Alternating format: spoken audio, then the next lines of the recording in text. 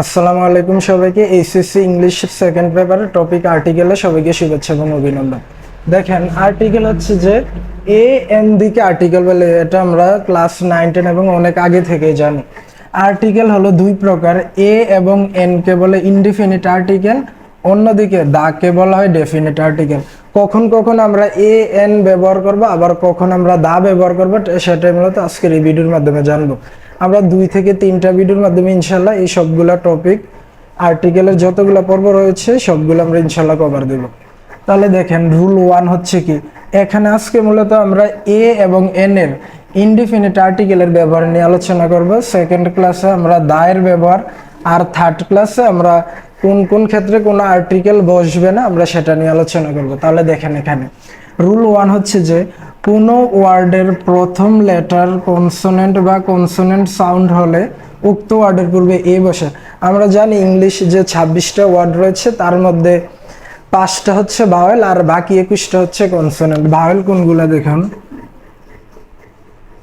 Vowel হচ্ছে এ, ই, I, O, you, এই 5টা। আর বাকি যেগুলো রয়েছে সেগুলো হচ্ছে আমার কনসোনেন্ট। কোনো ওয়ার্ডের প্রথম লেটার কনসোনেন্ট বা কনসোনেন্ট সাউন্ড হলে উক্ত ওয়ার্ডের পূর্বে আমরা এ বসাবো। তাহলে দেখেন, এখানে একটা আমরা বোর্ড কোশ্চেন একটা এক্সাম্পল হিসেবে নিয়েছি। রাজশাহী বোর্ড, বরিশাল বোর্ড, কুমিল্লা বোর্ডে এটা 2019-এর প্রশ্ন এসেছে। অনেক বোর্ডে আছে, তো আমরা এই কোশ্চেনটাকে উদাহরণ হিসেবে নিলাম। দেখুন, his father was dash farmer son, তার বাবা ছিল একজন কৃষকের পুত্র। তাহলে এখানে দেখুন যে এটা হচ্ছে একটা ওয়ার্ডের এই এফটা হচ্ছে কি কনসোনেন্ট, আর কনসোনেন্ট হলে তার পূর্বে আমরা আর্টিকেল এ বসাবো। তাহলে এই উত্তরটা হচ্ছে এ। তারপর দ্বিতীয় দেখুন, রুল 2 হচ্ছে কোনো ওয়ার্ডের প্রথম লেটার ভাওয়েল বা ভাওয়েল সাউন্ড হলে উক্ত ওয়ার্ডের পূর্বে আমরা এন বসাবো। ভাওয়েল কোনগুলা, যে গ্যাপের পর বা ঢেসের পর যদি কোনো একটা ওয়ার্ডের প্রথম অক্ষর ভাওয়েল থাকে তাহলে সেই ক্ষেত্রে আমরা ওই ঢেসের মধ্যে আমরা এন বসাবো। তাহলে এখানে দেখুন, এবার আমরা এক্সাম্পলে দেখি, but it is not dash easy work. এই যে দেখুন, এখানে যে একটা ওয়ার্ড রয়েছে এটা হচ্ছে ই, আর ই হচ্ছে মূলত কি ভাওয়েল। তাহলে তার পূর্বে আমরা আর্টিকেল এন বসাবো। তাহলে অ্যান্সারটা হচ্ছে but it is not an easy work. তারপর দেখুন যে রুল 3 হচ্ছে একদম সহজ একটা রুল। আমরা যেখানেই মেনি দেখবো তারপরে আর্টিকেল এ বসাবো। মেনি এর পর আর্টিকেল এ বসে আমরা আর্টিকেল টপিকটার মধ্যে যখন অ্যান্সারটা করব তখন যেখানে আমরা মেনি দেখবো সেখানে আমরা এ বসাবো। তাহলে একটা এক্সাম্পল দেখি আমরা, এগুলো কিন্তু বোর্ড কোশ্চেন। দেখুন, every day many dash visitors comes to visit the building. এটা হচ্ছে ঢাকা বোর্ড 2019-এর কোশ্চেন। তাহলে এখানে যেহেতু মেনি রয়েছে তাহলে আমরা আর্টিকেল এ বসাবো। যেখানে আমরা মেনি দেখবো সেখানে আমরা আর্টিকেল এ বসাবো। আরেকটা উদাহরণ হচ্ছে, দেখুন এখানে many dash men is not the conscious of importance of sincerity.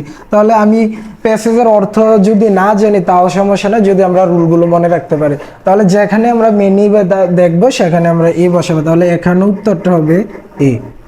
তারপর রুল 4 হচ্ছে যে সার্বজনীন বা পরিচয় অর্থে ইট ইজ এর পর এ বসাবো। আমরা রুল 3টা যেভাবে দেখেছি যে যেখানে আমরা মেনি দেখবো সেখানে এ বসাবো, ঠিক তেমনি আমরা যেখানে ইট ইজ দেখবো ইট ইজ এর পর সবসময় আমরা এ বসাবো। তাহলে দেখুন, ইট ইজ দেখলে আমরা কি বসাবো, এ বসাবো। It is dash unique question. It is, যেহেতু ইট ইজ রয়েছে তাহলে সেক্ষেত্রে আমরা এখানে এ বসাবো। এখানেও it is dash Nobel virtue. তাহলে দেখুন, এখানেও ইট ইজ রয়েছে, সেক্ষেত্রে আমরা এ বসিয়েছি। এই 4টা হচ্ছে। এখন দেখুন, রুল 5 হচ্ছে যে এক্সক্লেমেটরি সেন্টেন্স যদি হোয়াট দ্বারা শুরু হলে উক্ত ওয়ার্ডের পর আমরা এ অথবা এন বসাবো। এখানে এক্সাম্পলে দেখি হোয়াট, যেহেতু এখানে হোয়াট আর শেষে আশ্চর্যবোধক চিহ্ন রয়েছে তাহলে সেই ক্ষেত্রে আমরা বুঝেছি যে এটা এক্সক্লেমেটরি সেন্টেন্স।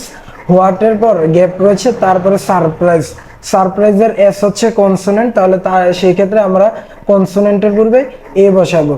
ইট ওয়াজ। দ্বিতীয় হচ্ছে যে what dash ugly pet you have. এখানে ইউটা হচ্ছে একটা ভাওয়েল, তো সেই ক্ষেত্রে আমরা জানি যে ভাওয়েলের পূর্বে এন বসে, তাহলে সেই ক্ষেত্রে আমরা এখানে এন ইউজ করেছি। রুল 6 হচ্ছে একটি অর্থে অ্যাডভার্বের পূর্বে এ অথবা এন বসে, যেখানে আমরা অ্যাডভার্ব দেখব তার পূর্বে যদি আমরা গ্যাপ দেখি তাহলে সেক্ষেত্রে আমরা এ অথবা এন ব্যবহার করব। তাহলে it is dash highly expensive building, এটা ঢাকা বোর্ড 2019-এ এসেছিল। তাহলে হাইলি দেখুন এখানে এটা হচ্ছে একটা অ্যাডভার্ব, আর অ্যাডভার্বটা এস দিয়ে শুরু হচ্ছে মানে কনসোনেন্ট, আর কনসোনেন্টের পূর্বে সবসময় আমরা এ ব্যবহার করব। দ্বিতীয় উদাহরণটি হচ্ছে যে she is also dash very religious lady, very হচ্ছে একটা অ্যাডভার্ব আর ভেরির বি হচ্ছে কনসোনেন্ট, তাহলে সেক্ষেত্রে আমরা এখানে এ ইউজ করেছি। রুল 7 দেখুন, কোনো এব্রিভিয়েশন নামের পূর্বে এন বসে আর দেশের নামের ক্ষেত্রে দা বসে, যত আমরা সংক্ষিপ্ত রূপ দেখব সেখানে আমরা এন বসাবো, আর যদি দেশের সংক্ষিপ্ত নাম হয় তাহলে সেক্ষেত্রে আমরা দা ইউজ করব। এখানে দেখুন এক্সাম্পলে Rifat is dash HSC exam in this year, এখানে এইচএসসি হচ্ছে কি, এইচএসসি হচ্ছে যে হায়ার সেকেন্ডারি স্কুল সার্টিফিকেট, তাহলে এটা হচ্ছে একটা সংক্ষিপ্ত রূপ, তাহলে আমরা জানি সংক্ষিপ্ত নামের পূর্বে কি বসাবো, এন বসাবো, সেক্ষেত্রে আমরা এখানে এন ইউজ করেছি। দ্বিতীয়টি দেখুন, he went to dash USA, এখানে ইউএসএ হচ্ছে ইউনাইটেড স্টেট অফ আমেরিকা, তাহলে এটা হচ্ছে একটা দেশের সংক্ষিপ্ত নাম, তাহলে সেই ক্ষেত্রে আমরা দেশের সংক্ষিপ্ত নামের পূর্বে আমরা কি ইউজ করব, সবসময় দা ইউজ করব, তো সেক্ষেত্রে আমরা এখানে দা ইউজ করেছি। আর রুল 8 হচ্ছে সর্বশেষ রুল 8 হচ্ছে কিছু প্রেজেস ওয়ার্ডের ক্ষেত্রে এ বসে, যেগুলো মুখস্থ রাখতে হবে।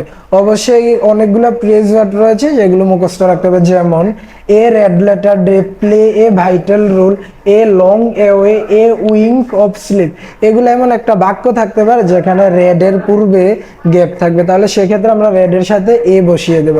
আবার ভাইটাল থাকতে পারে, ভাইটালের পূর্বে গ্যাপ থাকবে, সেখানে আমরা এ ইউজ করব। অনেকগুলো প্রেজ রয়েছে, সেগুলো ইনশাল্লাহ দেখলে আমরা পরীক্ষার মধ্যে দেখলেই ইনশাল্লাহ মনে পড়ে যাবে।